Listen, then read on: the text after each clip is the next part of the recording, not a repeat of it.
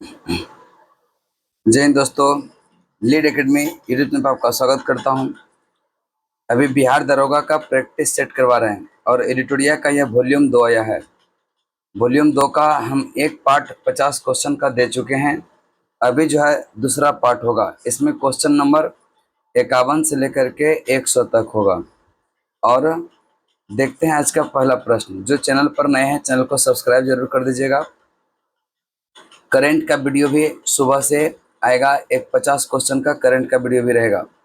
तो देखते हैं आज आपका 51 नंबर प्रश्न। निम्नलिखित में से कौन सा असत्य कथन है?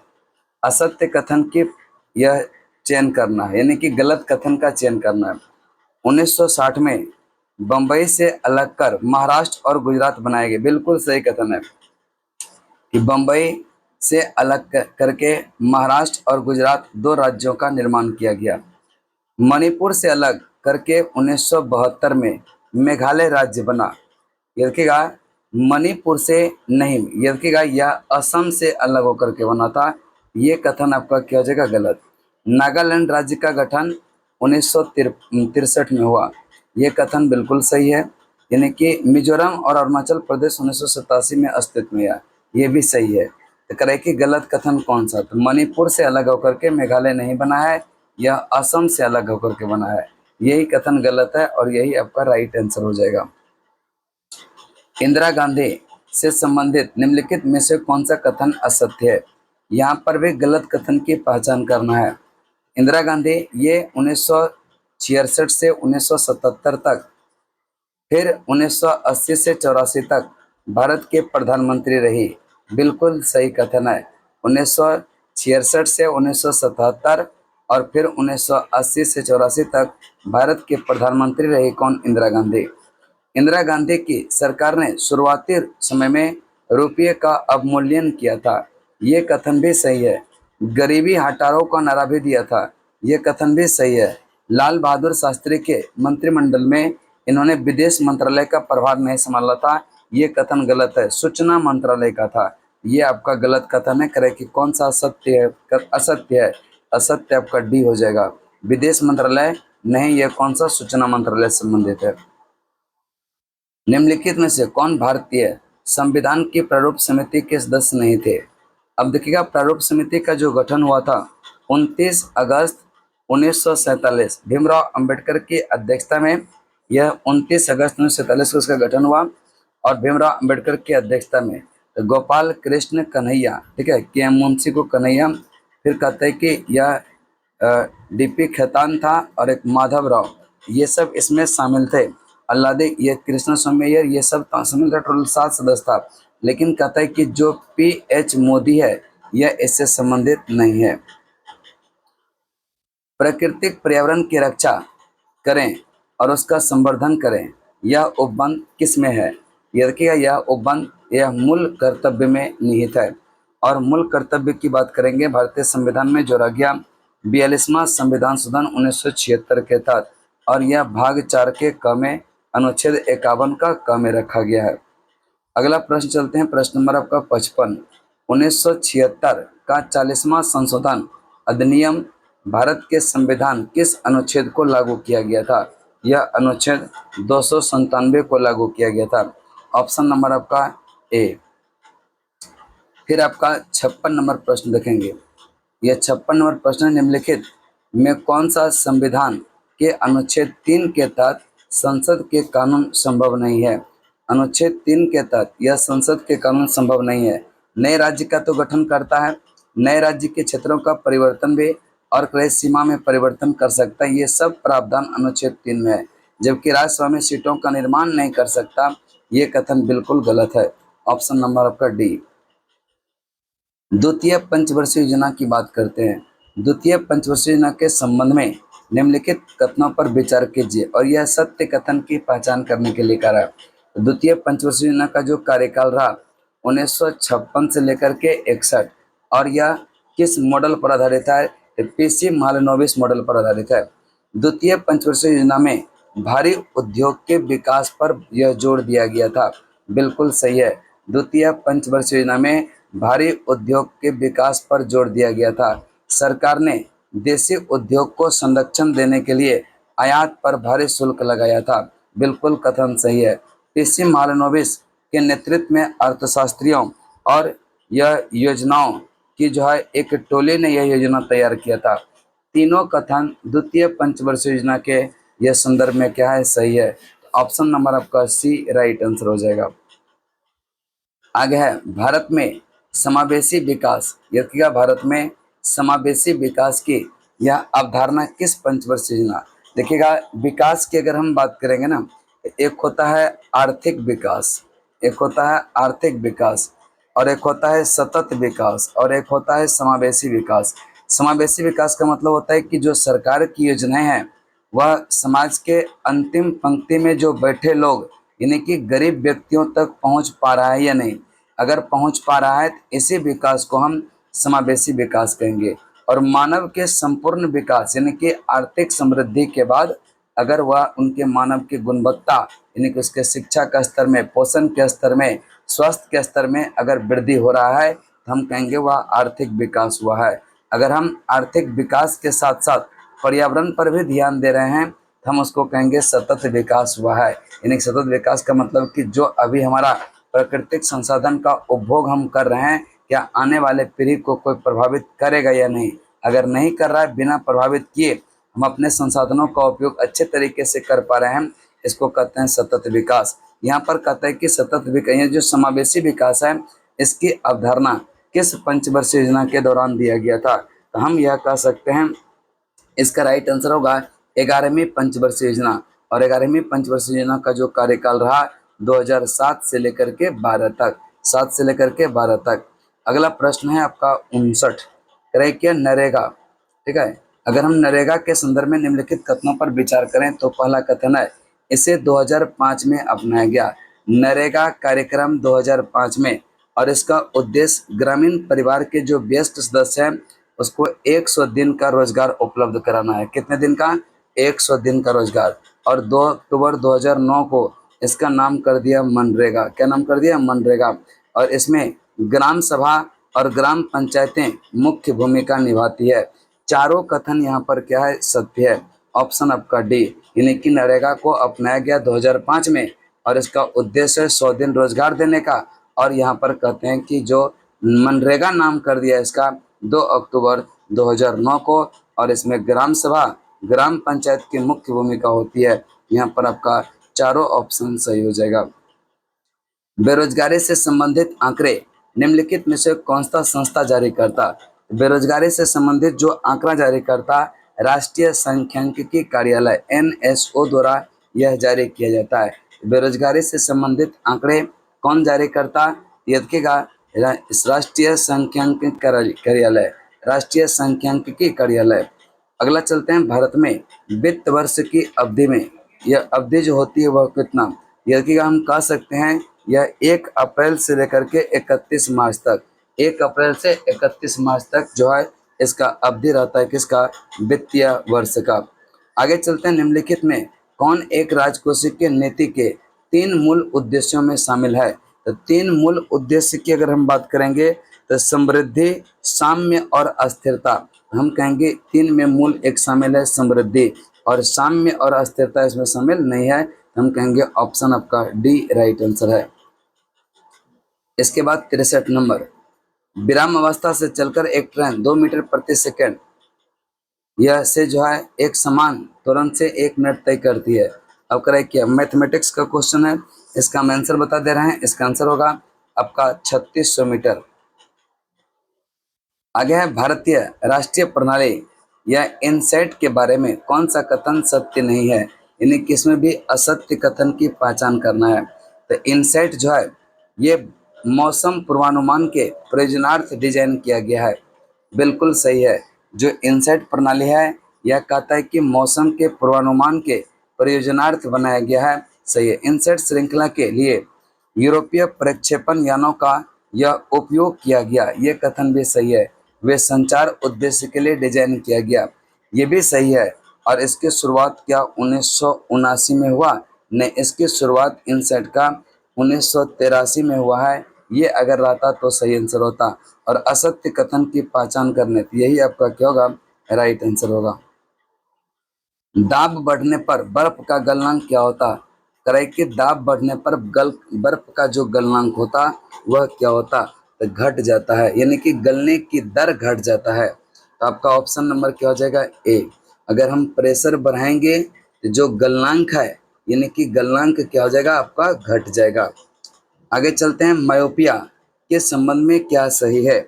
मायोपिया के संबंध में क्या सही है? रेटिना के सम्मुख प्रकाश की किरणें क्या होता है? केंद्रित हो जाती है। तो मायोपिया जिसको हम कहते हैं निकट दृष्टि दोष, क्या कहते हैं? निकट दृष्टि दोष। इसके बाद करें कि एक अवतल दर्पण की अभिसारिता घटाई जा सकती है, इसे निम्न में डुबाकर या अल्कोहल में, तेल और या जल में डुबा करके, यह देखिएगा यह अप्रभावित होता है, जबकि अल्कोहल में इसको घटाई जा सकती है।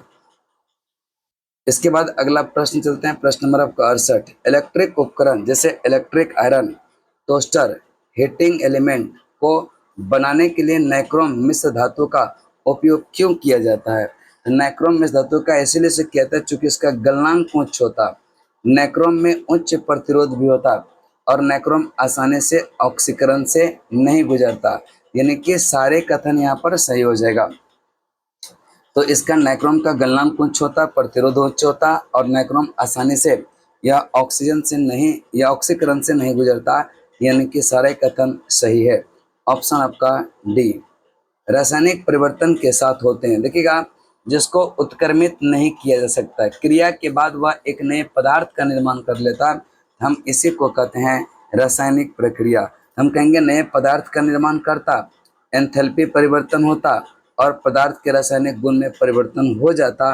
उपरोक्त में से सारा सही आंसर है। ऑप्शन डी इसका राइट आंसर होगा। विद्युत ऋणात्मकता किसी परमाणु के डैश की क्षमता मापती है? हम कहेंगे इलेक्ट्रॉन को यह आकर्षित करने के लिए, इलेक्ट्रॉन को आकर्षित करने के लिए, यानी कि ऑप्शन आपका क्या हो जाएगा? सी। धातुओं की विद्युत प्रतिरोधकता का सही क्रम क्या है? हम कहेंगे Hg, Ni और W, फिर क्या हो जाएगा? Ag। प्रतिरोधकता यानी कि सबसे कम प्रतिरोधकता होता है चांदी का और सबसे ज़्यादा होता है प्रतिरोधकता यह Hg का। इसके बाद अगर हम बात करेंगे 72 नंबर, फास्फोरस को पानी में क्यों रखा जाता? फास्फोरस को पानी में इसलिए रखा जाता है क्योंकि इसका प्रज्वलन ताप बहुत कम होता, क्योंकि इसका प्रज्वलन ताप बहुत कम होता। और फास्फोरस की अगर हम बात करेंगे तो इसके 3 अपरूप होते हैं, श्वेत फास्फोरस, लाल फास्फोरस और एक होता है काला फास्फोरस। दिया सलाई में लाल फास्फोरस का प्रयोग किया जाता है।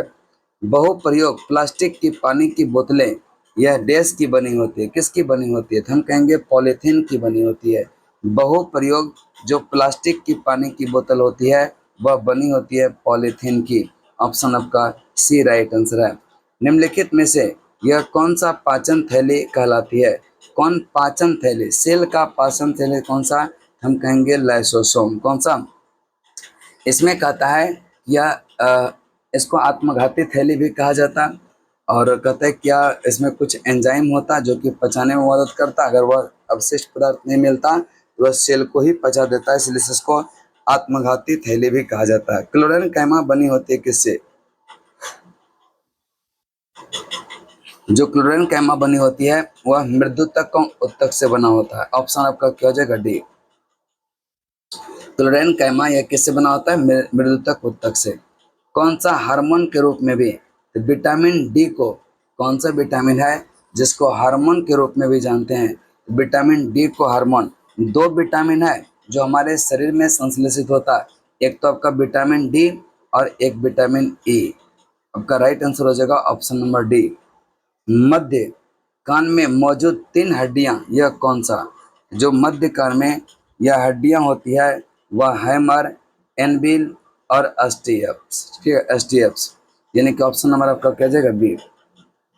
शरीर में पेट की उपकला कोशिका यह द्वारा स्रावित होती है, यह कौन सा? तो इसका राइट आंसर होगा हाइड्रोक्लोरिक एसिड होता है, यानी कि शरीर में पेट की उपकला कोशिका से यह क्या स्रावित होता है? हम कहेंगे ए, हाइड्रोक्लोरिक एसिड स्रावित होती है। निम्नलिखित में से कौन सा यह विषाणु जनित नहीं है? कौन सा विषाणु जनित नहीं है? देखिएगा, एड्स हो गया, डेंगू बुखार हो गया, जुकाम हो गया, ये सब विषाणु जनित है। जबकि हैजा यह जीवाणु जनित रोग है। यह क्या है? जीवाणु। कौन सा जीवाणु से हैजा होता है? यह विब्रियो कॉलरे जीवाणु, विब्रियो कॉलरे जीवाणु से होता है हैजा। विषाणु जनित नहीं है, हैजा विषाणु जनित नहीं है। एक परावर्तक पृष्ठ अंदर की ओर वक्रित होता, तब निर्मित यह दर्पण जो होता है वह कौन सा? एक परावर्तक पृष्ठ अंदर की ओर यानी कि अंदर की तरफ से परावर्तित होती है तो वह क्या होता है? अवतल। जैसे यह अवतल, उभरा हुआ भाग कलई क्या रहेगा? परावर्तित अंदर पृष्ठ से होता है, हम कहेंगे यह अवतल दर्पण की बात करता है। अगला प्रश्न चलते हैं, प्रश्न नंबर आपका 81। निम्नलिखित में से उसका विटामिन या खनिज मिलान करें। स्कर्बी की अगर हम बात करेंगे, स्कर्बी होता है विटामिन सी। घेंघा आयोडीन की कमी से होता है। रतौंधी विटामिन ए की कमी से। Rickets vitamin D. Anaemia iron की कमी से। तो सारा ध्यान में रखिएगा। Scurvy vitamin C, scurvy vitamin C, घेंघा आयोडीन, रतौंधी विटामिन ए, और हम बात करेंगे रिकेट्स विटामिन डी, एनीमिया, यह जो है कौन सा जगह? या आयरन की कमी से। इसके बाद अगला प्रश्न चलते हैं। तत्व ए बी सी डोवेरेनर का त्रिक नियम हम पढ़ाए थे, बताए थे कि जो जिसे ए तत्व है, बी तत्व है और सी तत्व है। डोवेरेनर का कहना था, इसने त्रिक नियम में बताया था कि जो इसका परमाणु भार होगा और इसका परमाणु भार होगा तो दोनों का जो औसत होगा वह क्या होता है? बीच वाले के इक्वल होता है। यहाँ पर वही कह रहा है कि ए का परमाणु भार दिया है 40। इसका मतलब देखिएगा, तीन बनाते हैं, ए है, बी है और सी है। तो इसका कहता है कि 40 दिया है और सी का दिया है 137। तो बी का निकालने के लिए तो डोवेरेनर का त्रिक नियम कहता है कि जो प्रथम और अंतिम है, प्रथम और तृतीय है, दोनों का जो औसत होगा वही क्या होगा? बी का परमाणु भार होगा। हम कहेंगे 40 प्लस 137 और बटे क्या हो जाएगा? 2। तो 40, 137, 177 बटा 2, लगभग 88 के अप्रोक्स में आएगा। और आपका राइट आंसर हो जाएगा ऑप्शन नंबर सी। बेदोस्त, यह करें कि बेदोवक्त, यह शब्द का संधि विच्छेद क्या होगा? हम कह सकते हैं वेद जोर उक्त होगा, यानी कि आपका राइट आंसर जो होगा वह कौन सा? यह हो जाएगा ऑप्शन नंबर ए। मृगनयनी, यह कौन सा समास है? यह कहता है कि कर्मधारय समास है। मृगनयनी कौन सा समास है? कर्मधारय है। वन शुड, यह कीप वंस प्रोमिस, यह करें कि इसमें जो है पैसिव को करेक्ट करना है। तो इसका राइट आंसर हो जाएगा promise should be, promise should be kept, option number C. यह एंडेवर शब्द का देखिएगा, यह एंडेवर शब्द का अर्थ मतलब होता है प्रयास करना, और इन एक्टिविटी का मतलब होता है निष्क्रियता। इसका विलोम पूछ रहा है। यह एवर का मतलब होता है, एंडेवर का मतलब होता है प्रयास करना, और इसका उल्टा हो जाएगा निष्क्रियता, यानी कि यह इन एक्टिविटी हो जाएगा ऑप्शन नंबर बी। भारत का जो है 13वां प्रमुख बंदरगाह कौन सा? हम कहेंगे बदाबन, और बदाबन बंदरगाह पड़ता है महाराष्ट्र में। अगला प्रश्न चलते हैं, प्रश्न नंबर आपका यह 88। निम्नलिखित में से किसे आधुनिक भारत का प्रथम राष्ट्रवादी कवि माना जाता? आधुनिक भारत का प्रथम राष्ट्रवादी कवि यह हेनरी ड्रेजियो को माना जाता। ऑप्शन आपका सी राइट आंसर होगा। अगला प्रश्न है, प्रथम गणतंत्र दिवस परेड निम्नलिखित में से किस वर्ष आयोजित हुआ था? प्रथम गणतंत्र दिवस परेड जो हुआ था 26 जनवरी 1950 को आयोजित किया गया था। यह ऑप्शन नंबर आपका सी राइट आंसर है। राष्ट्रीय अंतरिक्ष दिवस, याद रखिएगा, राष्ट्रीय अंतरिक्ष दिवस की जो घोषणा हुआ यह 23 अगस्त को, चूंकि 23 अगस्त 2023 को यह चंद्रयान 3 जो है सफलतापूर्वक लैंडिंग किया था, उसी के उपलक्ष्य में 23 अगस्त को राष्ट्रीय अंतरिक्ष दिवस मनाने की घोषणा किया गया। अगला चलते हैं,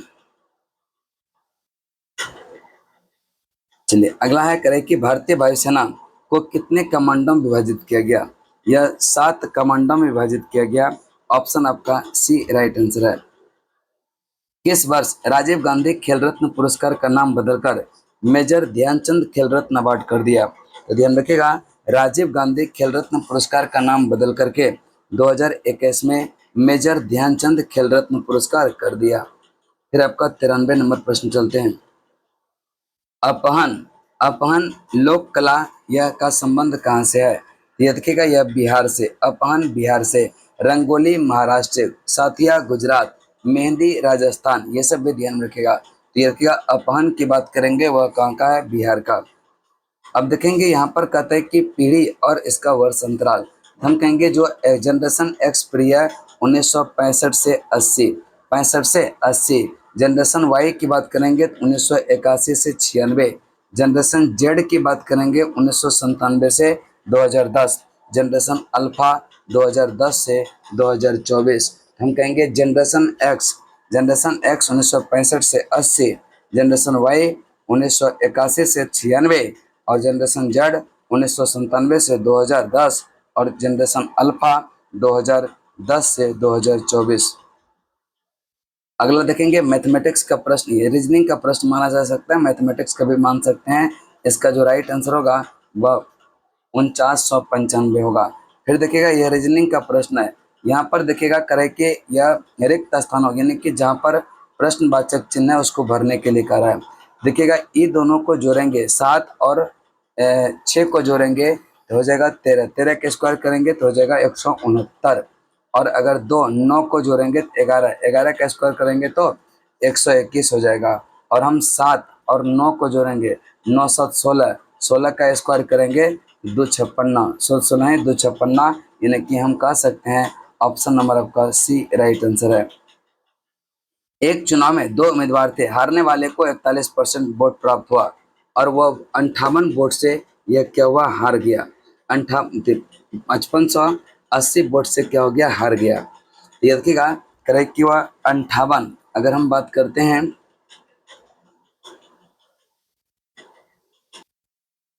चलिए देखेंगे प्रश्न नंबर आपका जो 97 है। यहाँ पर देखिएगा करेक्ट कि जो 2 उम्मीदवार थे, मान लेते हैं एक उम्मीदवार ए है, एक उम्मीदवार बी है। एक को मिला है 41% मत, एक को मिला है 41% मत। तो जो जीतने वाला उम्मीदवार है उसको कितना परसेंट मत मिला होगा? तो हम कहेंगे उसको 59, चूँकि 59 और 59 और 41 हो जाएगा 100%, ठीक है, 100% मत होगा। अब करें कि यह जो है ना 5880 मतों से हरा है, इसका मतलब यह 59% और यह 41%, दोनों के बीच डिफरेंस कितना है? 18% है। 18% का वैल्यू दिया है आपका 5800 या 5580। अगर काटेंगे तो यह 310 बार में पूरा पूरा कट जाएगा। फिर कहता है कि कुल मतों की संख्या, कुल मतों की संख्या 100% है, तो हम कह सकते हैं 31, यानी 310 पर 2 जीरो लगा देंगे, यह 31 आपका राइट आंसर हो जाएगा, ऑप्शन नंबर ए। एक महिला की तस्वीर को यह विनीता ने कहा वह मेरे पिता के भाई के पिता की पत्नी है, तो तस्वीर में दिख रही महिला विनीता से किस प्रकार का संबंध है? तो हम कह सकते हैं इसका संबंध जो होगा वह पिता की माता से होगा, ऑप्शन नंबर आपका डी। 6 मित्र है, करे कि 6 मित्र GHMJKL एक सीधी रेखा में उत्तर की दिशा की तरफ मुंह करके बैठा है, सब बैठे हैं उत्तर की दिशा मुंह करके। अब करें कि जी एल और एच के बीच में है, जी जो है वह एल और एच के बीच में है, देखिएगा ये लाइनिंग है, जी एल और एच के बीच में है, एल और एच के बीच में है। एच एम के दाएं चौथा स्थान पर, जो एच है एम के दाएं चौथा स्थान पर है। अगर हम यहाँ पर एम मान लेते हैं और एक खाली स्थान, एक 1 2 3 चौथा स्थान पर मान लेते हैं एम है। के के जो है एच के ठीक दाएं बैठा है, एच के ठीक दाएं बैठा है कौन? के। फिर कहते हैं कि एल और एम के बीच में कौन बैठा है? एल और एम के बीच में कौन बैठा है? एल और एम के बीच में तब व्यक्ति कौन बचा है? जे। इसका राइट आंसर हो जाएगा जे, ऑप्शन ए। मेष धातु ए और बी तांबे और जस्ते का अनुपात दिया है। फिर कहता है कि सी तांबे के, इसका राइट आंसर हम बता दे रहे हैं, आप लोग एक बार प्रयास करके देखिएगा, 27:43 है, ऑप्शन ए। यहाँ तक आपका सेट नंबर 2 कंप्लीट हो गया। फिर अब हम सेट नंबर 3 का 2 पार्ट में लेकर के आएंगे। इसी प्रकार से आगे हम बढ़ाते चलेंगे। आज यहीं तक, तब तक के लिए जय हिंद।